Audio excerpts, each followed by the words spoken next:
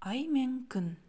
Өткен заманда біреудің Айсұлу және Күнсұлу деген екі қызы болыпты. Екеуі де теңдесі жоқ сұлу екен.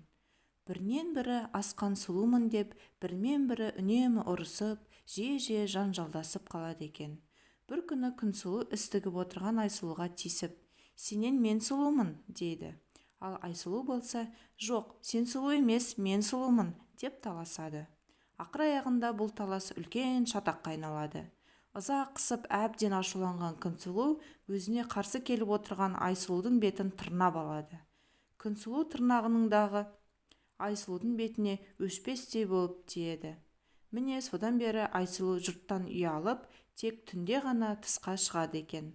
Ал бейбастық пен қатты ұятқа батқан Күнсұлу түн қараңғылығында бұғып жатады екен. Содан бері Айсұлу мен Күнсұлу біріне бірі көрінбей, бірінен бірі жасырынып, аулақтап жүреді екен. Ертегі ұнаса, арнаға жазыламыз.